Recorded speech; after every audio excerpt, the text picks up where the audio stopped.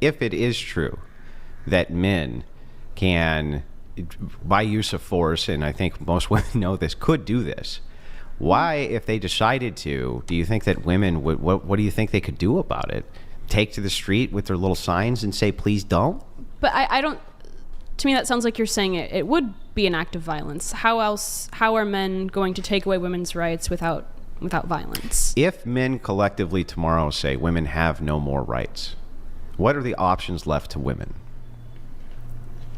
I mean, legal, political exercises. Mm-hmm. And in that case, you say men are stronger. They could exercise violence against women to take their rights away, They right? may not need to exercise any violence. All they may need to do is just say, you no longer have the rights, and women really just can't do anything about it. They could maybe collectivize with signs, but what happens if they're just ignored or laughed at or scoffed or mocked, and they can't really take violence to men? So in political action, right, there is always what is called the violent alternative, and men can always appeal to that alternative. It's a terrible thing. I'm not advocating for that. I'm giving a descriptor for what is true. This is something which can be appealed to for men, but only for men. Women can only do small scale. So even in kind of the craziest feminists you can think of, the best they were able to do is like send some boom booms in the mail and this kind of thing. But they couldn't really push back against a structure of strength. It wasn't really possible for them to do. You see the voting gap as it begins to widen, as men become more right-wing and women more left-wing. What happens eventually if what is considered the patriarchy has been pushed against just decides one day, build an AI model, but deploy... No more rights for women. I think in that case, there would be political opposition, and I think there would be widespread collective political opposition from women. And if you say that's futile because men can just... Where's the widespread political opposition in the Middle East where they have no rights? They're not allowed. The thing is you presuppose that women will be allowed to go out and have picket signs, or presuppose that women can go out and protest, presuppose that women will still be able to have the same functions they have now if men collectively say no. And I'm telling you, I don't think that that's the case. Everything down from the husband inside of the home to the boyfriend inside of the home to the actual structure of government, all enforcing collectively, or even a small collection, maybe 10%, I think women can't really do anything. I mean, I would agree they can't do anything physically, but that would require men to collectively decide to use violence against women. And I don't believe that most men would be willing to use violence against women for political means. Then if that's true, why the hell did you need feminism? Because I don't think that it was about violence. I think that it was about a lack of political rights, if I can use that word. Well then, but we've already discerned that rights are force. Mm-hmm. So if we've discerned that rights are force and you say that we want more rights, it means that you want to have more force. Sure. So then you needed feminism, right? Feminism was a way for you to have force. Yeah. I mean, I think that social movements like collective political action can approximate force. Sure. But what do you need force for? If you're saying that men collectively would not move against women using force, why the hell do you need force then? I think that they would collectively move against women using force. I'm saying then you just contradicted yourself. Well, I'm talking more in a political force sense. I don't think that men What in is general political force?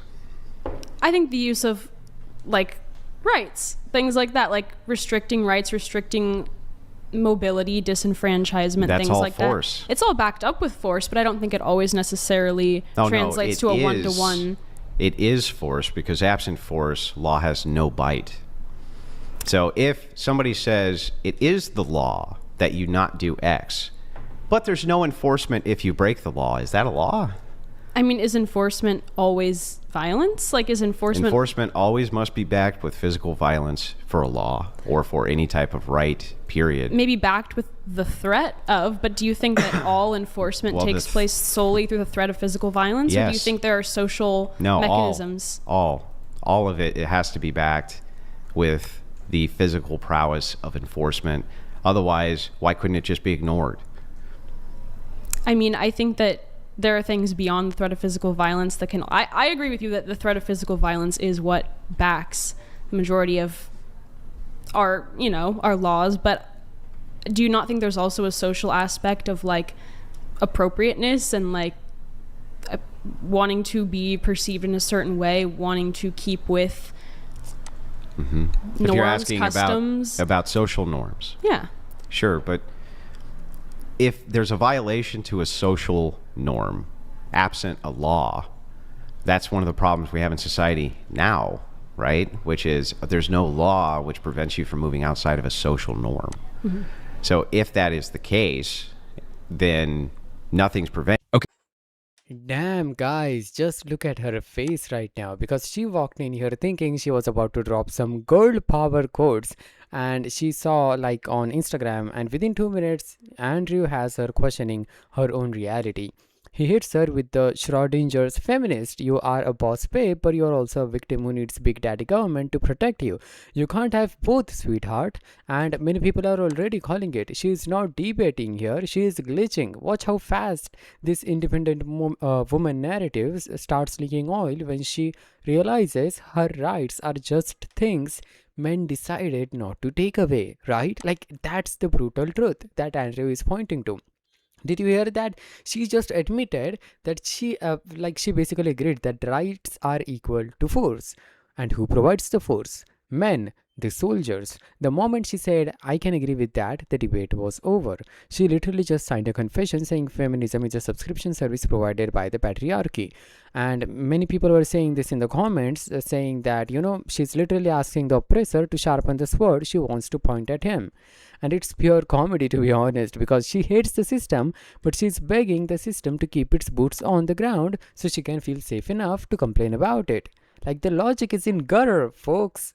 Let me know what you guys think about this. We'll move forward, but let me know what you think about this in the comments. Preventing you. So let's say, for instance, there's no law which says that it's illegal to go out and dig up a dead body and do a dirty deed to it. Okay? Mm-hmm. You agree that there will be people who do. Yes. Yes. Okay. But wouldn't it be better for us to have a law and force saying if you do this, there's going to be severe punishments for you? Yeah. Yeah. So the social norm itself is not the enforcement. It's always the force. Okay. Yeah, I can agree with that. I guess I still am stuck on how that means that we can't have an egalitarian society. Okay. I guess I should ask. You would have the illusion of egalitarianism, but you never actually have egalitarianism. That will always be a product of the mind and never a product of objective reality. Okay, so is your view of feminism that it is pointless because there can never be egalitarianism? Well, so you just earlier, and no offense, I'm just going to point this out so that you know, you spoke out of two sides of your mouth. You said, I don't believe that men would collectively come together to use some kind of force against women. But when I asked, why would you need feminism then? You said, well, because we need to have some kind of force to protect ourselves from the patriarchy. Well, both of these things cannot be true at the same time. This is where we come to what we call Schrodinger's feminist, which is I'm a strong, empowered woman, but also a victim at the same exact time. And it can't really be both. It has to be one or it has to be the other. So if you're a strong, empowered woman, and what it is that you want is some type of equal force to push back against the patriarchy, I think we've just discovered that that's not even a possibility. So what's really going on is you want some sort of political power, right? But you can't enforce the political power. Well, that is, and when I say that equal force to push back against the patriarchy, I mean political power, because I don't think that men will collectively decide to use violence against women. So they do it all over the world all the time. Well, yes, on an individual level. I don't think collectively. On a collective level. Okay, so what do you think the solution to that should be for women? Well, I think the first solution is you should understand that what you're doing is you're fighting the patriarchy by at the same time appealing to it. So if you and I can agree that force itself is political power and that force itself is always going to be monopolized by men, then you've described a patriarchal system. If that is the case, and you say you want more political power, then you are actually appealing to a patriarchal system to give it to you, Yeah, because they're going to be the enforcers, right? I can agree with that. I don't think it's good. I don't enjoy So why that not situation. just have patriarchy? If that's the case, that you're appealing to it anyway in order to enforce your rights inside of it, why not just submit to patriarchy?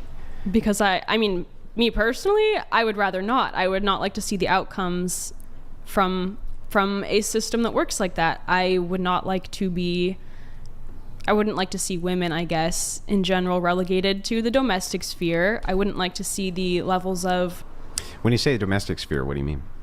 the home, like child rearing.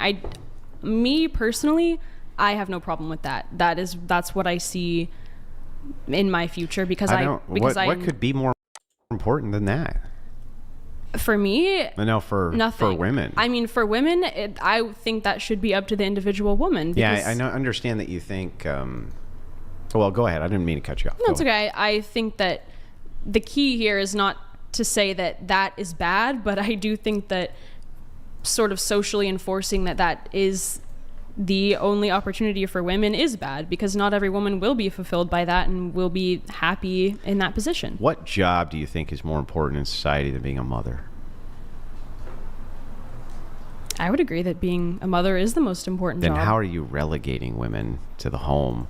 If the most important societal job we can give them is motherhood, how is it a demotion? How is it even a gilded cage is a cage. Like if a woman doesn't want to do that, well, but that's relegation. There's never been women are not forced to stay at No, home and give birth. they're And they've not always forced, been but able to there's- work. They've yeah. always been able to work. And there it is, the final nail in the coffin. She says motherhood is the most important job in the world, and then calls it a cage. Imagine calling the MVP trophy a prison cell.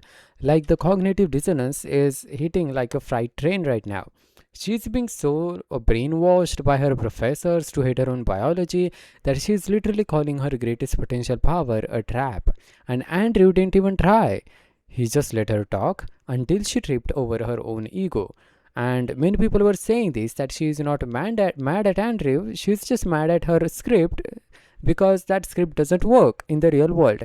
She just walked out of there realizing she's not fighting a revolution, she's just throwing a tantrum against reality. And that's just the truth. That's what's happening. I mean, just look at Andrew's expression and look at her. She's regretting her life choices right now. So guys, let me know what you guys think about all of this situation in the comment section down below. I'm going to be back with the other episode where I'm going to be talking about Andrew Wilson destroying some other woke person. Thanks for watching this video, and I'll meet you soon in the next video.